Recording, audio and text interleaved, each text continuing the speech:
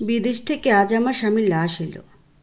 স্তব্ধ আমিটা যখন প্রাণপ্রিয় স্বামীর চিরকালের জন্য নিশ্চুপ হয়ে যাওয়া মুখটা দেখে চিৎকার করে কাঁদতে চাইলাম, অমনি আমার ওই স্বজনদের কথাগুলো আমার কানে এসে সুচারু তীরের মতো বিঁধতে লাগলো। আমি অবাক হয়ে গেলাম। কান্নারা আর এলো না।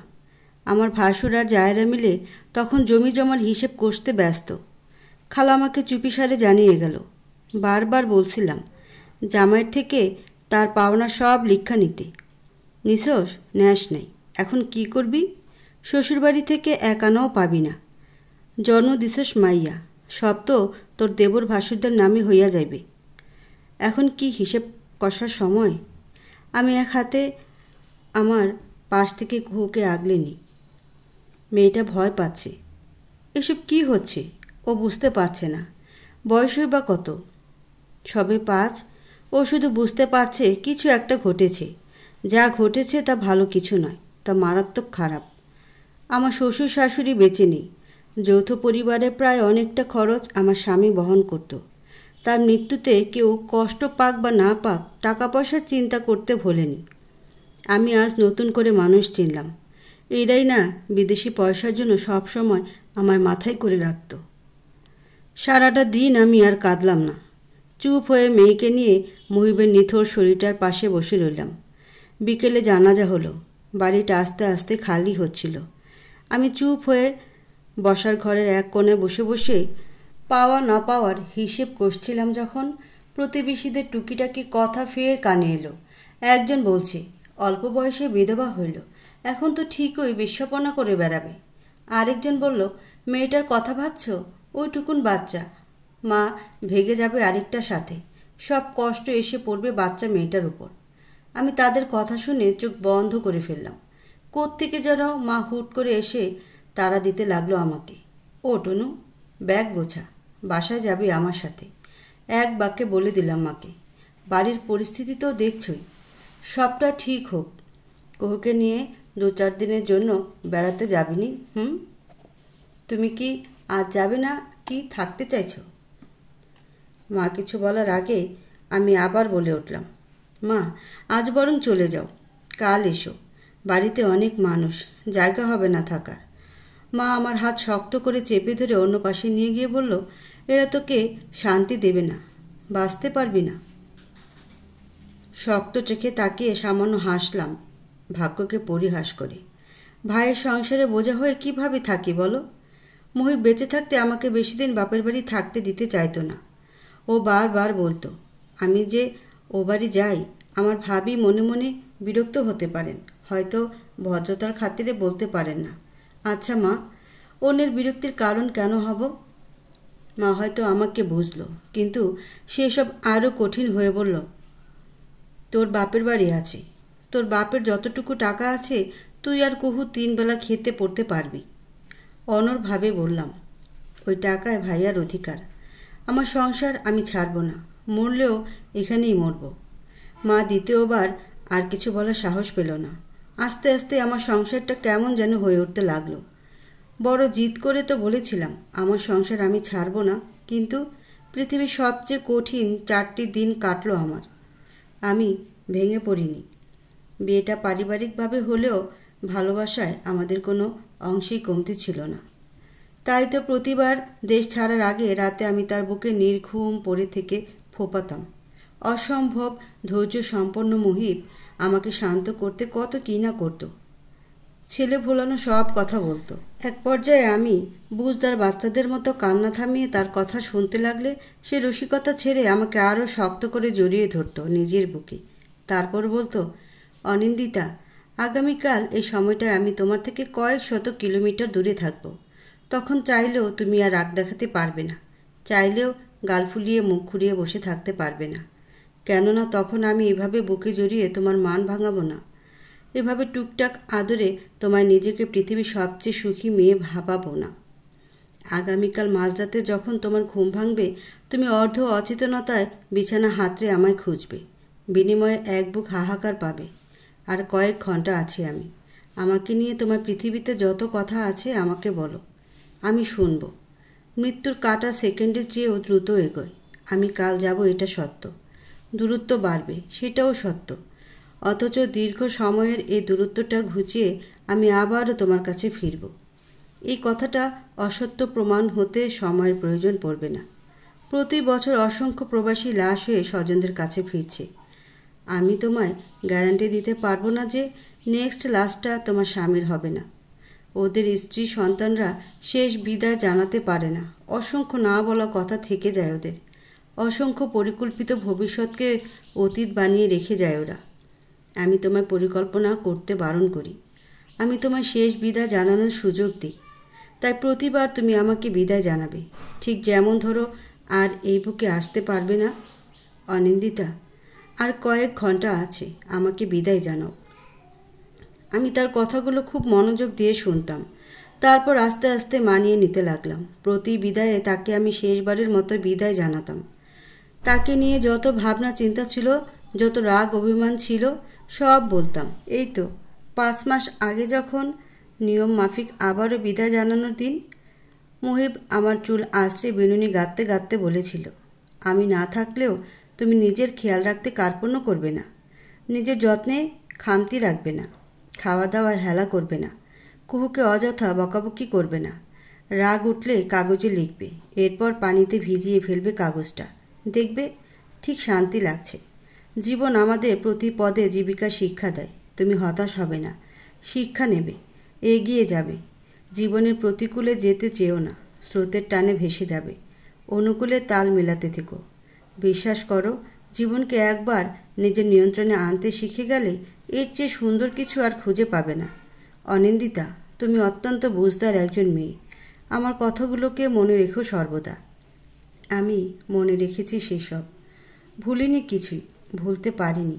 সেজন্যই এতখানি স্বাভাবিক সম্ভবত। সকাল থেকে আমার মেয়েটা বেশ হেসে খেলে বেড়াচ্ছে। আমার ননদের ছেলে মেয়েরা ওর সমবয়সী। ওদেরকে পেয়ে আনন্দ ধরছে না। কুহুর দিনগুলো এভাবেই, আর রাতগুলো আমার বুকে শক্ত করে মিশি থেকে কাটছে। ছোট থেকে বাবার সান্নিধ্য সেভাবে সে পায়নি বলে কোনো ধরনের শক্ত অনুভূতি মেয়েটা পাচ্ছে না। এখানে ওর দোষ নেই। ওর সাথে ওর বাবার তেমন কোনো স্মৃতি নেই। কিঞ্চিৎ যাও ছিল, বড় হতে হতে সে সব আর মনে থাকবে না। এটা ধ্রুব সত্য। মহিবের মৃত্যুর 4র্থ দিন আজ। আয়েশা ভাবি আর রিমা ভাবি মিলে 2 দিন ধরে কথা শোনাচ্ছে।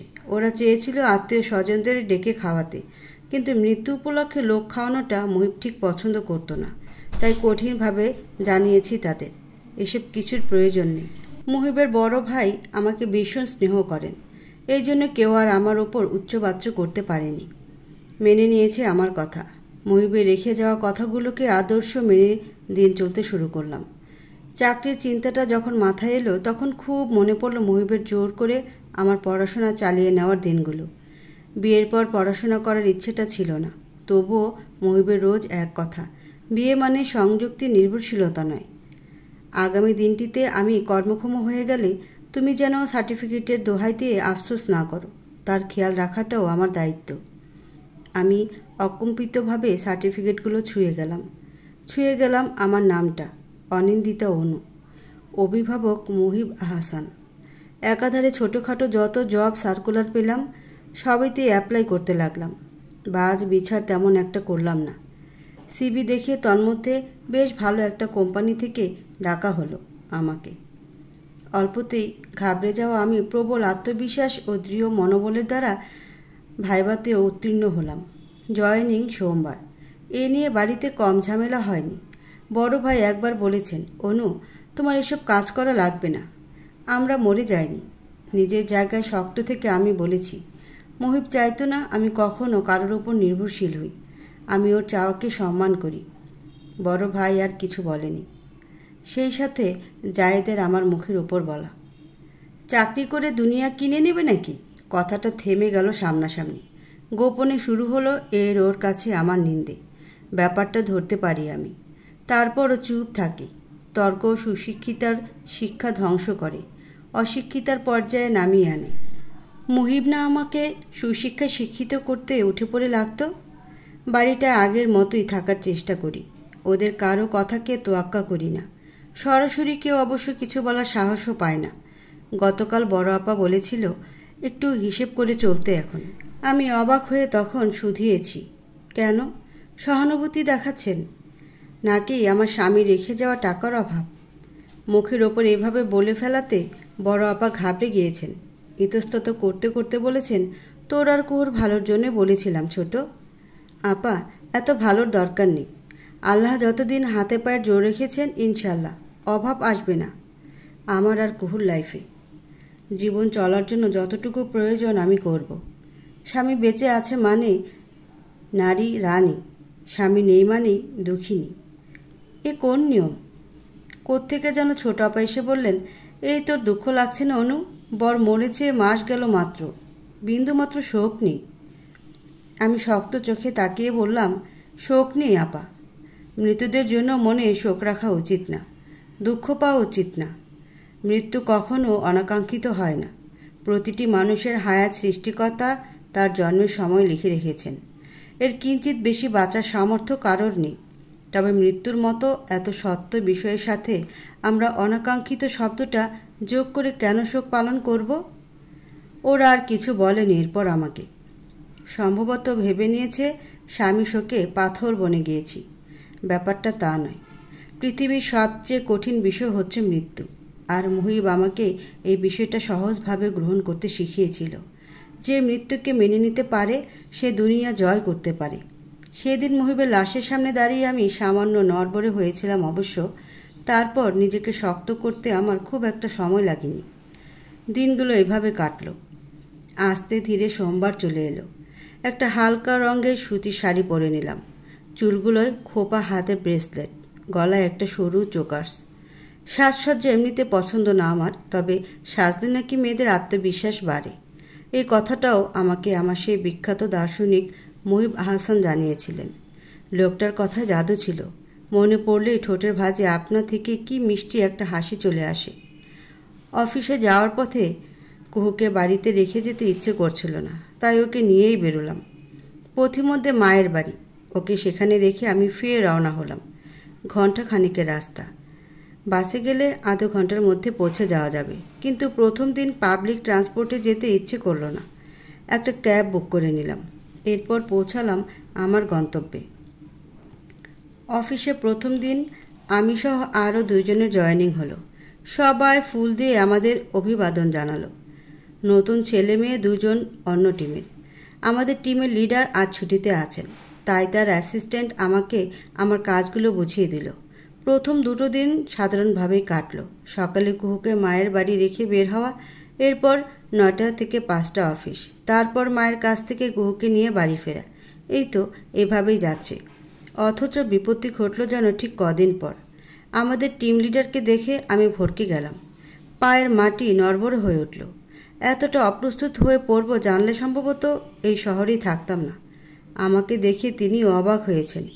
অবিশ্বাস্য গলায় ডেকেছেন, অনিন্দা। আবিরের আওয়াজ শুনে বুকটা কেমন কেঁপে উঠল আমার। মনে পড়ে গেল ঠিক 8 বছর আগের সংঘর্ষগুলো। তখন আমি উচ্চ মাধ্যমিকের গণ্ডি পেরিয়েছি। বয়স 19 পেরোবে ভাব। চালচলনে ছিল চাঞ্চল্য। বয়সের চেয়ে অত্যাধিক উড়নচণ্ডী ছিলাম আমি। আবির ছিলেন আমার সেজ মামির ভাগ্নে। তাদের বাড়িও আমাদের মামা বাড়ি থেকে খুব একটা দূরে ছিল না। যতবার ছুটি পেয়ে মামা বাড়ি যেতাম ততবারই আবিরের সাথে দেখা হতো। একটা আড্ডা জমত। তিনি আমার চেয়ে 4 বছরের বড়।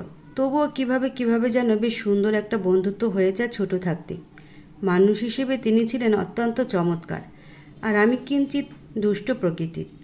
বর্তমানে আমি পাল্টেছি সম্পূর্ণভাবে।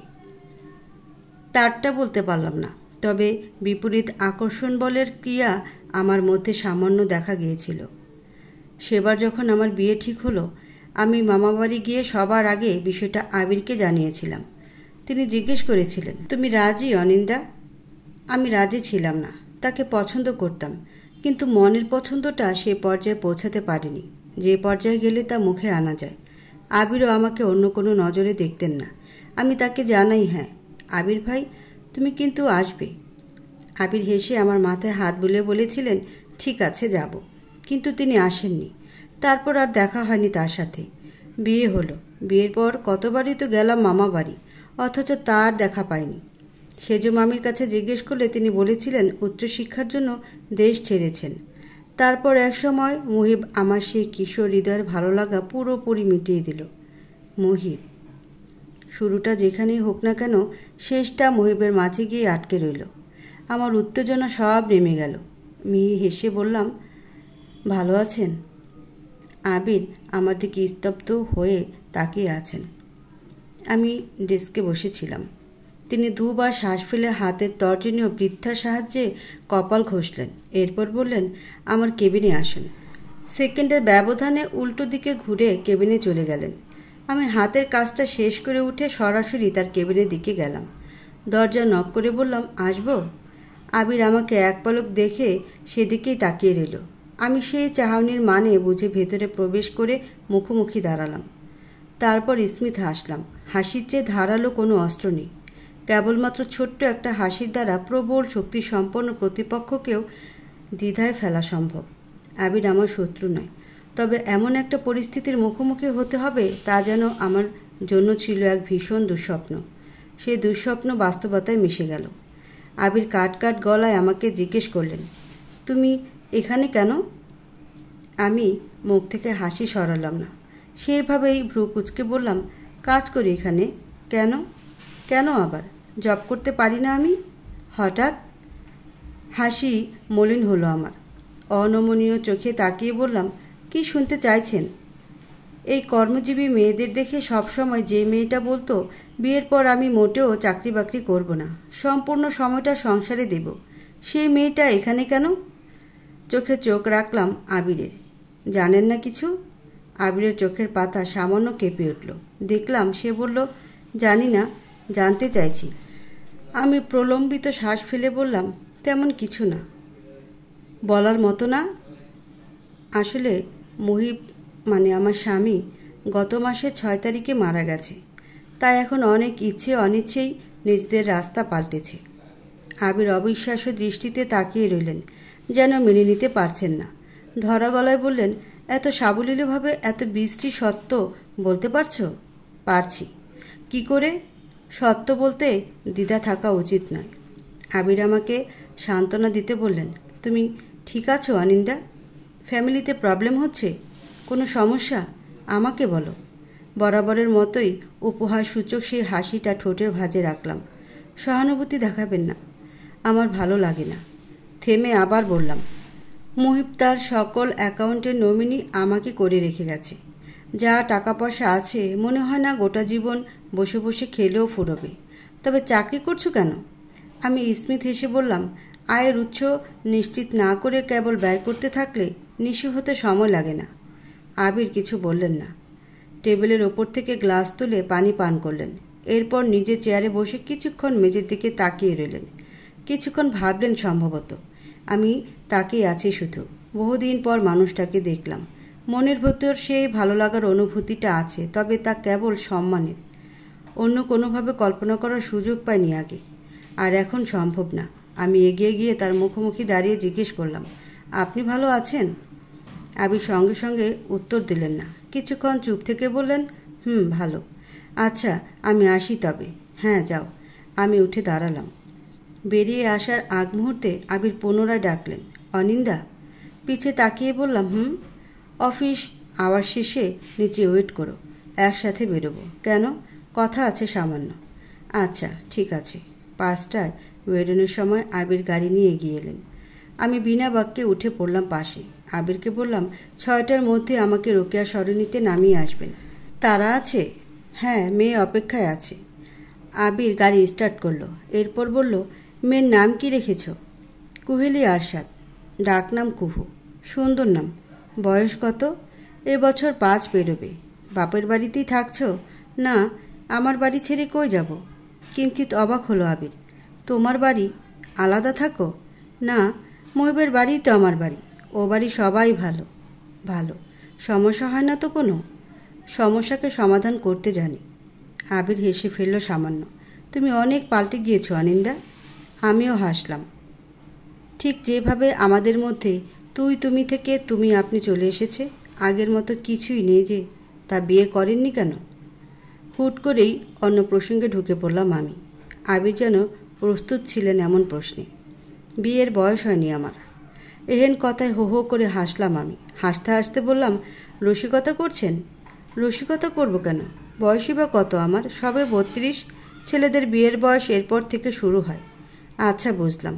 তারপর গাড়ি যখন বেশ নিস্তব্ধ সড়ক দিয়ে চলতে লাগলো, আমি জানালার বাইরে তাকিয়ে আবিরকে বললাম, আবির ভাই, জীবনটা কাফনের রঙের মতো সাদা, শুধু শুধু কালি ছেটানো কি উচিত? আবির কিছু বললেন না।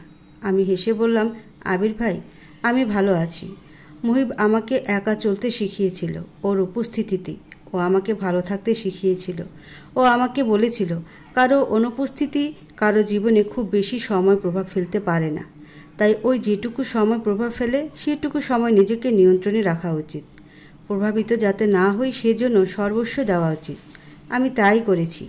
নিজেকে ব্যস্ত রাখছি, নিজে স্বাবলম্বী হতে চাইছি।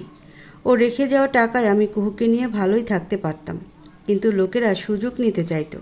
অবলা নারী ভেবে হাত বাড়াতে কেউ ইতস্তত করতো না। ইতোমধ্যে চারপাশের কুৎসিত নজরগুলোর শিকার আমি হয়েছি। কিন্তু যখনই দেখে আমি নিজেকে চালানোর সামর্থ্য রাখি, অধিকাংশের নজর আমার থেকে ঝুঁকে যায়। আর বাকি যারা এখনও ছুকছুকানো নজরে তাকিয়ে থাকে, আমি অনিন্দিতা, তাদের দৃষ্টিকে পায়ে মারাই না। আমি থেমে গেলাম। আবির পুনরায় বললেন, একা চলা একা নারীর পক্ষে এতই সহজ? সহজ নয়, তবে আমি চাইলেই সহজ বানাতে পারি। কিভাবে? দেশে সিঙ্গেল মাদারদের অভাব নেই। আবির থেমে থেমে বললেন, তোমার হাজব্যান্ডকে খুব ভালোবাসতে? হ্যাঁ, বাসি। তারপর পুরো রাস্তায় আবির আর কিচ্ছু বললেন না। আমিও বললাম না। গন্তব্যে পৌঁছে নামার সময় তাকে বললাম, আবির ভাই, শুনুন, বলো, আমার প্রতি কখনো সহানুভূতি দেখাবেন না, অনুরোধ। আবির মলিন হেসে বললেন, সহানুভূতির সাথে অনিন্দিতা নামটা যায় না, ঠিক। আসি, এসো। তারপর থেকে গোটা মাস অফিসে বাড়তি কোনো কথাবার্তা কেউ বললাম না। আবির ভীষণ বুঝদার মানুষ। উনি ভালো করেই জানেন একজন বিধবা অথবা ডিভোর্সি নারীর সাথে অন্য কোনো পুরুষের মেশাটা সমাজ বেশ কটু চোখে দেখে। সমাজকে আমি কিংবা আবির কেউ তোয়াক্কা করি না, তবে দুজনেই শান্তিপূর্ণ মানুষ। শুধু শুধু অশান্তি ডেকে আনতে চায়নি, তাই খুব প্রয়োজন ব্যতীত একে অপরের থেকে দূরে দূরে থাকলাম। অফিসে এই অফিসের বাইরে দেখা হলে এড়িয়ে যায়নি, বরঞ্চ মুচকি হেসে ভালো মন্দ জিজ্ঞেস করেছি। তিনিও কোঅপারেট করে গেছেন আমাকে। জীবনটা খুব স্মুথলি যাচ্ছে, অথচ এটা জীবনের নিয়ম না। জীবন অকস্মাৎ চমকে দিতে ভালোবাসে। হুট করে বড় আপা আমাকে ডেকে নিয়ে বাড়ি ভর্তি মানুষের সামনে জিজ্ঞেস করেন, তা ছোট, বিয়ে শাদির ব্যাপারে চিন্তা কি? অবাক হলাম, কিসের বিয়ে? ছোট আপা হেসে বলল, আরে অনু, তোর বিয়ের। আমি ছোট করে শ্বাস ফেলে বললাম, এখনও ভাবছি না।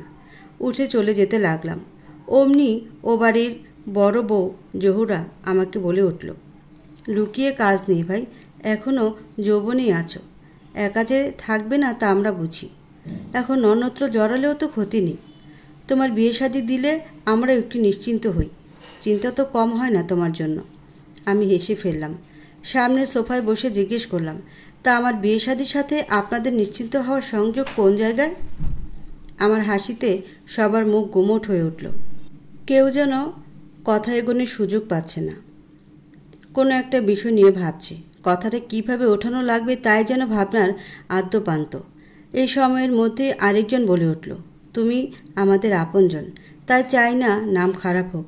বয়স কম, স্বামী নেই, পরিণতি কি জানা আছে আমাদের, তাই চাই বিয়ে করলে করে নাও।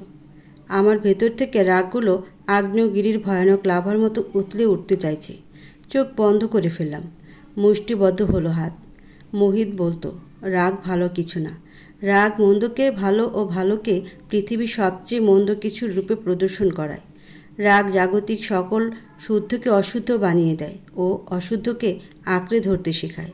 রাগ বিবেক বুদ্ধির সংহার ঘটায়। যে ব্যক্তি নিজের রাগকে নিয়ন্ত্রণ করতে জানে, গন্তব্য স্বয়ং তার সামনে রাস্তা বানিয়ে দেয় এগোনোর তাগিদে। রাগ নিয়ন্ত্রণ করার বেশ কিছু পদ্ধতি আছে।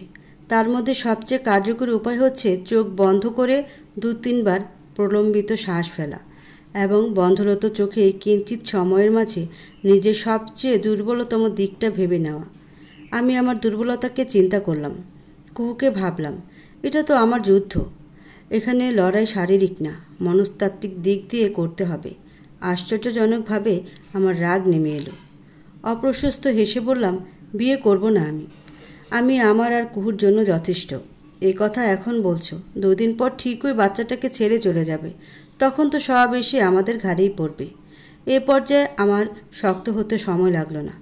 আপনাদের চিন্তাভাবনা অত্যন্ত সংকীর্ণ। জোহর আপা বললেন, তোমাকে প্রায়ই একজন ব্যাটা লোকের সাথে দেখা যায় অনু, তুমি অস্বীকার করতে পারবে? মূল ঘটনা বুঝতে পারলাম আমি। এরপর আর কিছুতে সম্ভবত কোনো লাভ হতো না। ধরা পড়লে লোকে বহুত কাহিনী বানায়, তাদের ধারণা আমিও বানাবো। অথচ আমার ইচ্ছে করছে না নিজের ব্যাখ্যার্থে কিছু বলতে। হতাশাজনক শ্বাস ফেললাম ছোট্ট করে। পরপর তাদেরকে দেখে নিলাম। উঠে চলে যাওয়ার আগে বললাম, আমার সাথে একজন ছেলে মানুষকে দেখে যারা ভেবেই নিয়েছে সম্পর্কটা কোন ধাঁচের, তাদের কাছে এর এক্সপ্লেনেশন দিতে আমার বড় আলস্য। তারা নির্বোধ। তারা আগামীকাল আমাকে আমার আপন ভাইয়ের সাথে দেখলেও কথা শোনাতে ছাড়বে না। এমন কথাকে গায়ে বাঁধাচ্ছি না। ধন্যবাদ। আজ অফ ডে, একটু কুহুকে নিয়ে ঘুরতে বেরোবো। আপনারা বসুন, আপনাদের বিশেষত্ব নিয়ে সকল অবিশেষ গল্প করুন। উঠে রুমে চলে এলাম। মেয়েটা রুমে নেই, সম্ভবত খেলতে বেরিয়েছে। আমি শাড়ির আঁচল ঠিক করে বাড়ি থেকে বেরোলাম। বাড়ির পাশেই একটা ছোট্ট মাঠ আছে, ওখানে ওর বয়সে বাচ্চারা এই সময় খেলাধুলো করে। বাচ্চাদের এই বয়সে অন্য বাচ্চাদের সাথে মেশা প্রয়োজন। এতে তারা অল্প বয়সী একাধিক বৈশিষ্ট্য সম্পন্ন মানুষদের সংস্পর্শে এসে দুনিয়াদারির অনেকটাই বুঝে যাবে। বাচ্চাদের বিকাশের বয়সে এই মারামারি ঝগড়াঝাটির খুব প্রয়োজন আছে। তারা মুখ থুবড়ে পড়বে, তবেই না একা একা উঠতে শিখবে। একাকী বেড়ে ওঠা মেয়েরা খুব নাজুক হয়, তারা অল্পতেই ভেঙে পড়ে। তারা নিজেকে সামলাতে জানে না। আমি কুহুকে পৃথিবীর সকল সুন্দর কুৎসিত বিষয়াদির সাথে এই ছোট থেকে পরিচয় করাতে চাই। মুহিব আমাকে এটা করতে বলেছিল। সিঁড়ি দিয়ে নামার সময় দেখি কুহু সিঁড়ির নিচে মুখে হাত রেখে বসে আছে। আমি এগিয়ে গিয়ে ওর পাশে বসে পড়লাম। কুহু খেয়াল করে রেলিং ঘেঁষে সরে গেল। আমি ওর দিকে চেপে বসলাম। ও ঠোঁট উল্টো বসে আছে, চোখ মুখ ভেজা। আমি আস্তে করে বললাম, মিস কুহিলি, আপনার কি কোনো সমস্যা হচ্ছে? বড় বুঝদার বাচ্চার মতো কুহু দুদিকে মাথা নেড়ে নেতিবাচকতা প্রকাশ করল। পরপর ফুপিয়ে উঠল। আমি হাত বাড়িয়ে টেনে কোলে বসিয়ে নেওয়ায় কুহু ঝাঁপিয়ে পড়ল আমার বুকে। শব্দ করে কান্না করতে লাগলো। আমি ওর মাথায় হাত বোলাতে লাগলাম। বেশ কিছুক্ষণ পর ওর কান্না থেমে এলে আমি জিজ্ঞেস করলাম, কি হয়েছে মা? কুহু আমার বুকে মুখ লুকিয়ে আছে। কান্নায় শাড়ির বুকের দিকের অংশ ভিজে গেছে। কি সাংঘাতিক কান্না করতে পারে মেয়েটা। মুহূর্ত এমন না, নিশ্চয়ই আমি ছোটবেলায় এমন ছিলাম। মেয়েটা মায়ের স্বভাব পেয়েছে। কুহু অনেকক্ষণ পর বলল, মামুনি, ওরা আমাকে মেরেছে। ওরা? দেখি কই মেরেছে। কুহু 2 হাতের খামচানো অংশগুলো দেখালো। কিছু জায়গায় ছুলে গেছে। এরপর হাঁটু অবধি আকাশি রঙের ফ্রকটা উঁচিয়ে দেখে বলল, আমি খেলতে গেছিলাম, ওরা আমাকে খেলায় নিচ্ছিল না। বলছিল আমি পচা মেয়ে, আমার মামুনি পচা। ওদের মামুনি আমার সাথে মিশতে বারণ করেছে। আমার খুব খারাপ লেগেছে। আমি কখনো ওদের সাথে খারাপ কিছু করিনি, কখনো বকিনি, মারিনি। আমি কিভাবে পচা মেয়ে হই? আমি ওদেরকে জিজ্ঞেস করে আমাকে খামচি মেরে ধাক্কা দিয়েছি। মামুনি, হাঁটুতে জ্বলছে খুব, ওরা আমাকে আর খেলায় নেবে না। এই বলে আবারও মেয়েটা আমাকে জড়িয়ে ধরে ফুপিয়ে উঠল। আমি আঁচলের অংশ দিয়ে ওকে আগলে নিয়ে 2 হাতে আঁকড়ে ধরলাম। ওর মাথায় থুতনি রেখে বললাম, ভালো মেয়েরা কান্না করে না, ভালো মেয়েরা সব সময় সব পরিস্থিতিতে হাসে। আমার কোহেলি ভালো, তাই তো? কুহু নাক টেনে বলল, মামুনি, আপনাকে ভালোবাসি কুহেলি, আপনি কান্না থামান। কুহু বুঝদার বাচ্চাদের মতো কান্না থামালো। আমি ওকে কোলে নিয়েই বাড়ির ভেতর চলে গেলাম। লিভিং রুমে ভাবিদের আড্ডায় আসরকে একবার আরও চোখে দেখে সরাসরি নিজের রুমে চলে এলাম। কুহুকে বিছানায় বসিয়ে আমি কাবার থেকে ফার্স্ট এড নিয়ে এলাম। তুলোতে অ্যান্টিসেপটিক মিশিয়ে হাঁটু মুড়িয়ে ওর সামনে বসে পড়লাম। ও লক্ষ্মী বাচ্চার মতো হাত এগিয়ে দিল। আমি স্মিত হেসে বললাম, সামান্য জ্বলবে কিন্তু। কুহু দুদিকে মাথা নাড়ালো। আমি আস্তে ধীরে তুলো চেপে ক্ষতস্থান পরিষ্কার করলাম। কুহু চোখ খিচে ধরল, কিন্তু কান্না করল না। আমি জিজ্ঞেস করলাম, আম্মাজান, ব্যথা পাচ্ছেন? একটু মামুনি, আর একটু হয়ে গেছে প্রায়। আমি হাঁটুর দিকটা পরিষ্কার করে দিলাম, তারপর স্টিকি ব্যান্ডেজ করে দিলাম। কুহুর মুখটা কি শুকিয়ে আছে। আমি জিজ্ঞেস করলাম, আপনি কি মামনির সাথে ঘুরতে বেরোতে চান কুহেলি? কুহু তৎক্ষণাৎ বলে উঠল, ইয়েস। কোথায় নিয়ে যাবেন মামনি? চলুন পার্কে যাই, খুব মজা করব দুজন। আইসক্রিম খাবো, চকলেট খাবো। কুহু দাঁত কেলিয়ে হাসল। আমি একটা সাদা ফ্রক পরিয়ে দিলাম কুহুকে, চুলগুলো দুটো ঝুটিও করে দিলাম। এরপর নিজেও শাড়িটা পরিবর্তন করে ওর মতো সাদা আসমানি মিশেলের একটা শাড়ি পরে নিলাম। তারপর একটা রিকশায় করে নিকটস্থ পার্কে চলে গেলাম। এখানে একটা নদীর শাখা আছে, সেখানটায় ফেলে রাখা এক বেঞ্চে ওকে নিয়ে বসলাম। আশেপাশে অনেক মানুষ আছে। কুহু চুপটি করে বসে এদিক ওদিক দেখছে। তারপর আমাকে জিজ্ঞেস করলো, আচ্ছা মামুনি, বাবাই আবার কবে আসবেন? বাবাই আসবে না কোহেলি? কুহু বড় অবাক হয়ে আমার দিকে তাকালো। চোখ মুখ কুঁচকে ঠোঁট ফুলিয়ে জিজ্ঞেস করলো, তা কেন? কারণ বাবাই মারা গেছে। মারা গেছে? হ্যাঁ। কেউ মারা গেলে আর ফেরে না? না, ফেরে না। কেন ফেরে না মামনি? আমি ওর হাত দুটোকে নিজের হাতে মুঠে নিয়ে বললাম, কারণ এটা নিয়ম। আমরা দুনিয়াতে এসেছি একটা নির্দিষ্ট সময়ের জন্য। প্রতিটি মানুষের এখানে আসার পেছনে কিছু উদ্দেশ্য থাকে। সেই উদ্দেশ্য পূরণ হলে মৃত্যু আসে, এরপর আবার ফিরে যেতে হয়। উদ্দেশ্য পূরণ হয়ে গেলে আবার আসবে কেন? বাবার কী উদ্দেশ্য ছিল মামনি? সম্ভবত আমাদের দুইজনকে গড়ে তোলা। বাবার উদ্দেশ্য পূরণ হয়েছে? হয়েছে সম্ভবত। তাহলে আর ফিরবে না? না। আচ্ছা। কুহু হাত পা নাড়াতে নাড়াতে আবারও আশেপাশে দেখতে লাগলো। আমি জিজ্ঞেস করলাম, আপনার খারাপ লাগছে না? কুহু পুনরায় আমার দিকে তাকালো ফ্যাল ফ্যাল চোখে। কী জন্য খারাপ লাগবে তা হয়তো বুঝতে পারছে না। আমি বোঝানোর তাগিদে বললাম, আপনার বাবা আর ফিরবে না। খারাপ লাগছে না? কুহু দুদিকে মাথা নেড়ে বোঝালো, না লাগছে না। আমি হেসে বললাম, আমারও লাগছে না, কারণ মুহিবের শারীরিক মৃত্যু হয়েছে। তার কথা ও তার সকল আদর্শ এখনও বেঁচে আছে। মানুষটা আমাকে এক জীবনে ভালো থাকার সকল সূত্র ভালোভাবে বুঝিয়ে গেছে। আমার খারাপ লাগবে কেন? লাগছে না তো। হয়তো চলতি পথে কয়েকবার কদম নড়বড়ে হবে, হয়তো ক্লান্ত হব, হয়তো গুটিয়ে পড়ব, কিন্তু পরক্ষণে ভালো থাকার জন্য সর্বোপরি খারাপ মানুষটা আমি হব। আর এটাই হচ্ছে লাইফের সাথে গেমিং। কিছুক্ষণ পর হুট করে খেয়াল করলাম কেউ একজন এগিয়ে এসে ঠিক কুহুর সামনে দাঁড়ালেন। আমি তাকাতেই তিনি কুহুকে বললেন, আপনি মিস কুহেলি আরশাদ? কুহু বিজ্ঞদের মতো উপনিস মাথা নেড়ে বলল, ইয়েস। আবির অবাক হয়ে বলল, আরে বাপরে, আপনি সত্যি কুহেলি আরশাদ? কুহু আমার দিকে একবার তাকালো, এরপর আবিরের দিকে তাকিয়ে বলল, মামুনি বলেছেন আননোন কারোর সাথে কথা বলতে নেই। আবির হেসে আমাকে বললেন, কোহেলির মামুনি কোহেলিকে আমার সাথে কথা বলার জন্য অনুমতি দিয়ে বাধিত করুন। আমি কুহুকে বললাম, আচ্ছা। আবির উৎসুকভাবে কুহুর উপাসে বেঞ্চে বসে বলল, সি পারমিশন গ্র্যান্টেড। কুহু সব কটা দাঁত বের করে হাসল। আবির এবার আমাকে বললেন, আমি কি কুহুকে নিয়ে একটু ঘুরে আসতে পারি? যদি ম্যাডামের অনুমতি থাকে তো। কই যাবেন? আপনাকে বলবো কেন অনিন্দা? আমি হেসে ফেললাম, ঠিক আছে যান। কুহুকে কোলে তুলে নিলেন আবির। তার পরনে সাদা শার্ট, স্লিভস গোটানো, চোখে গ্লাস। তিনি বললেন, সব ম্যাচিং ম্যাচিং। কী ব্যাপার কুহেলি, মতলব কি? কুহু এতেও হাসল কেবল। আবির ওকে নিয়ে দূরের ওই আইসক্রিম পার্লারটিতে গেলেন। কিছুক্ষণের মধ্যেই ফিরিলেন। প্রথমে সেই হাস্যোজ্জ্বল মুখটা তার কেমন মিয়ে রয়েছে, হাসছে না একদমই। আইসক্রিম আমার দিকে এগিয়ে দিলে আমি তা হাতে নিয়ে বললাম, কি হয়েছে আবির ভাই? আবির কিছু বললেন না আমাকে আর। পুরোটা সময় কুহুর সাথে কথা বলল কেবল। আমিও আর কিছু বললাম না তাকে। সন্ধ্যের দিকে ফেরার সময় কুহুকে অনেকগুলো চকলেটস দিয়ে দিলেন। এতে আমি বললাম, প্রয়োজন নেই এসবের।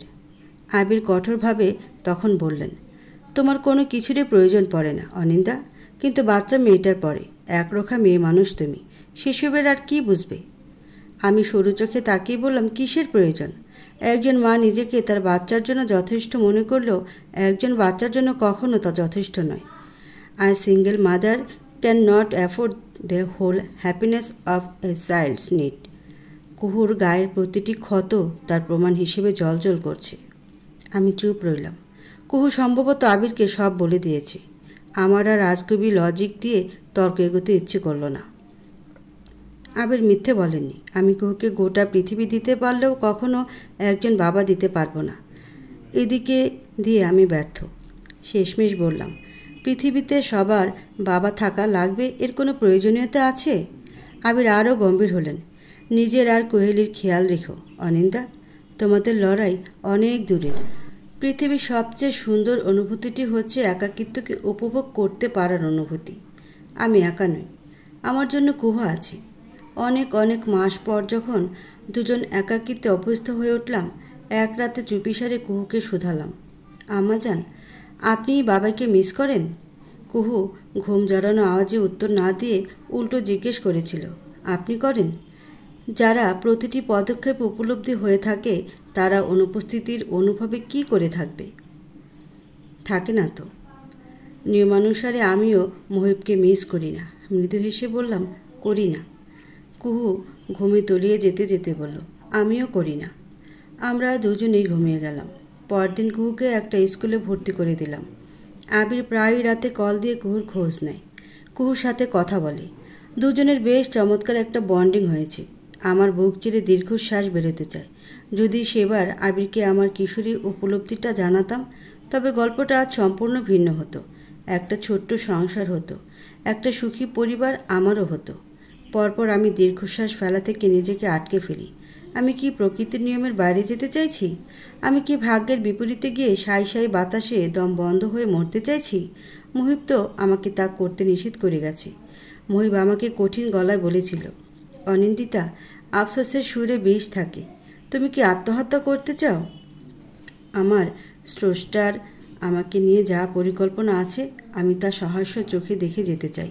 সেভাবে এগোতে লাগলাম। আমার জায়েরা আমাকে আর কিছু বলে না এখন। আগে মাঝে মাঝে খোঁটা দিত, এখন জায়েদের সব অগোচরে সামনাসামনি কখনো না। আমার জব পার্মানেন্ট হয়ে গেল, প্রমোশনও পেয়ে গেলাম। এখন আর কুহুকে মায়ের বাড়ি রেখে যায় না, এখানেই থাকে। দিন কেটে যায় টিভিতে কার্টুন দেখে, বাচ্চাদের বই পড়ে, একাডেমিক পড়ে, একা একা খেলে, মাঝে মাঝে আঁকি ঝুঁকিও করে। স্কুলে সকালে দিয়ে আসি, আসার সময় আরিফা ভাবি নিজের মেয়ের সাথে ওকেও নিয়ে আসে। তারপর একা একাই খাওয়া গোসল করে। বাচ্চা আমার কি গুছিয়ে চলে।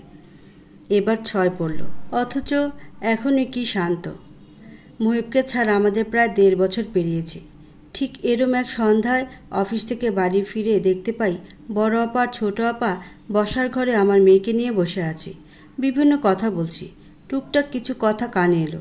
আপা বলছে, কুহু শোন, তোর মামুনি তোরে ছেড়ে চলে যাবে। কুহু অবাক হয়, কেন যাবে? কেন যাবে মানে? তোর ওই আঙ্কেল আছে না, ওই লোকের সাথে চলে যাবে। ফ্যাল ফ্যাল চোখে তাকিয়ে রইল কুহু। অনেকক্ষণ পর জিজ্ঞেস করলো, মামুনিরা চলে যায়? আর কারোর মামুনি যায় না? তোর মামুনি যাবে। কেন? ভালো থাকতে। এখন ভালো নেই? না। কেন ভালো নেই? কারণ তুই সবসময় তোর মামুনিকে জ্বালাস, শান্তিতে থাকতে দেস না, এই জন্য ছেড়ে চলে যাবে। কুহু দুদিকে মাথা নেড়ে বলল, আমি আর জ্বালাবো না। তাইলে শোন, আমি তোর জন্য নতুন বাবা খুঁজি। তোর মামুনিকে বলিস বাবা লাগবে। তখন তোর মামুনির সাথে তোর একটা নতুন বাবার বিয়ে দিয়ে দেব। তোরা একসাথে ভালো থাকবি। কুহু কি বুঝলো জানি না, অবুঝ বাচ্চাদের মতো ঠোঁট ফুলিয়ে বলল, কিন্তু আমার তো বাবাইয়ের দরকার নেই। বুকের ভেতরটায় যেন কেউ পাথর চাপা দিয়ে রেখেছিল। তা তুলো হয়ে উড়ে গেল ক্ষণিকে। আমি তাদের সম্মুখে চলে এলাম। কুহু আমাকে দেখে বরাবরের মতো দৌড়ে কোলে চলে এলো। আমি ওকে কোলে নিয়ে 2 গালে চুমু খেয়ে বললাম, দিন কেমন কাটলো প্রিন্সেস? খুব ভালো। আমি হাসলাম। পরপর আপার দিকে তাকালাম। তীক্ষ্ণ চাহনি ও ধারালো আওয়াজে তাদের জানালাম, ভিটে ভাগ হোক। আপার স্তব্ধ হয়ে গেল। আমি বুঝতে পেরেছি আমার বিয়ে অন্যত্র দিয়ে এ বাড়ি থেকে সরানোর ছকটাই তারা কষেছে। সে ঘুরে যেন বালি পড়ল। বোঝাতে চাইল নানান কিছু, আমি বুঝলাম না। রুমে গিয়ে আবিরকে কল লাগালাম। তিনি কল রিসিভ করেই বললেন, অনিন্দা, কোনো সমস্যা? বাড়ি পৌঁছেছ? সব ঠিকঠাক? তার উত্তেজিত আওয়াজ। আমি স্থিরতায় বললাম, ইমিডিয়েট একটা ফ্ল্যাটের ব্যবস্থা করে দিন অফিসের আশেপাশে। সব ঠিক আছে তো? জি ঠিক আছে আবির ভাই। আবির আর কিছু বললেন না আমাকে। পরদিনই মালিগঞ্জে একটা ফ্ল্যাটের ব্যবস্থা করে দেন। আমি সপ্তাহ সময় নিয়ে সে ফ্ল্যাটে উঠলাম। জুনের মাঝামাঝি সময় অর্থ বছরের শেষের একটা বড় অ্যামাউন্টের বোনাস পেলাম। সেই সাথে স্যালারিও বাড়ল। পুরোটা সহ জমানোর টাকার আংশিক নিয়ে কিছু প্রয়োজনীয় দ্রব্যাদি কিনে ফ্ল্যাটটা গুছিয়ে ফেললাম। বাড়িতে আবির একজন হেল্পিং হ্যান্ড এনে দেন কুহুকে দেখার জন্য। তিনি সবেতেই অনেক সহায়তা করেছেন। ফ্ল্যাটে ওঠার পরপরই তাণ্ডব শুরু করলাম। শীঘ্রই বৈঠকে এলাম। আমার ভাগের অংশটুকুর বদলে আমি সপরিমাণে টাকা নিলাম। এই টাকা দেওয়াতেও অপবাদের ছিল নানান ছুকছুকানো কৌশল, কিন্তু লাভ হলো না ও বাড়িতে আমার না থাকায়। ধীরে ধীরে সব কিছু থেকে বেরিয়ে এসে নিজের লাইফটা গুছিয়ে নিই। আর জমি জমা থেকে নেওয়া টাকাগুলো দিয়ে মালিগঞ্জে গৃহহীন নারীদের জন্য একটা বাড়ি তৈরি করি। বেশ বড়সড় একটা বাড়ি। বাড়ির নাম দিই আশিয়ানা। ধীরে ধীরে অসংখ্য মানুষ আমার আশিয়ানাতে থাকা শুরু করে। তাদের প্রত্যেকের গল্পগুলো আরও কুৎসিত, রুহু কেঁপে ওঠার মতো কুৎসিত। আমি তাদের দায়িত্ব দিই, তাদের প্রত্যেকের ভালো থাকার দায়িত্ব নিই। আমার একার উপার্জনে তাদের চালানোর সামর্থ্যটা হয় না। এক্ষেত্রে আমি মহিবের রেখে যাওয়া অর্থগুলো ব্যবহার করে নারীদের জন্য বিভিন্ন সুযোগ সুবিধার ব্যবস্থা করি। আমি তাদের দক্ষ বানানোর জন্য উঠে পড়ে লাগি। তাদেরকে বিভিন্ন হাতের কাজে প্রশিক্ষিত করি। এরপর তাদের জন্য কাজের ব্যবস্থা করি। তারপর একসময় দেখলাম আশিয়ানার নারীদের জন্য আমার নিজ থেকে খরচ করতে হচ্ছে না আর। তারা নিজেরাই নিজেদের চালিয়ে নেওয়ার সামর্থ্য রাখছে। বাড়তি যা আয় হচ্ছে তাতে বাচ্চাদের পড়াশোনার ব্যবস্থা করলাম। আরও মানুষ বাড়তে লাগলো। আশিয়ানার পাশের খালি জমিটিকেও কিনে নিলাম। বাড়িটাকে বড় করলাম। অসংখ্য নারীদেরকে বিদায়ও জানালাম। যখন তারা সম্পূর্ণভাবে আত্মপ্রত্যয় হয়েছেন, আমার জীবনের আরও 9টা বছর এখানেই কেটে গেল। কুহু এবার 10ম শ্রেণীতে পড়ছে। রোজ স্কুল কোচিং শেষে বিকেলবেলা এখানে চলে আসে। তারপর হেসে খেলে পুরো বাড়ি সবার খোঁজ নিয়ে বেড়ায়। সবার সাথে তার কী দারুণ সখ্য। আশিয়ানাতে এখন পথ শিশুদেরও থাকার ব্যবস্থা করেছি। কুহু তাদের সবার প্রিয় আপা। কুহু এলেই বাচ্চাদের হইহুল্লোড় বেড়ে যায়। আশিয়ানাতে কী আনন্দ, কী আনন্দ! আমি জব ছেড়ে দিয়েছি বছর 4 আগে। আপাতত আশিয়ানাই আমার ধ্যান জ্ঞান সব। সমাজের নারীদের জন্য আমি নিজেকে উৎসর্গ করলাম। মুহিব আমাকে যে সকল আদর্শ দিয়ে গেছে, আমি সেই সকল আদর্শই তৈরি করলাম হাজারো নারী। জীবনটা কোনো যাচ্ছে তাই কিছু নয়। জীবন মানে একটি ঘর, কিছু মানুষ নিয়ে সাজানো গোছানো ঘর। মানুষ সব পারলেও ঘর থেকে দূরে সরতে পারে না। ঘরটা অপছন্দ। সমস্যা কি? সাজিয়ে গুছিয়ে নিলেই হয়। বলতে যতটা সহজ, করতে তারও অধিক সরল।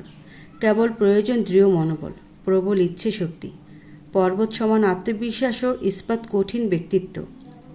সময়টা শীতের। গায়ে চাদর জড়িয়ে আশিয়ানা ছাদে দাঁড়িয়ে রাত উপভোগ করছিলাম।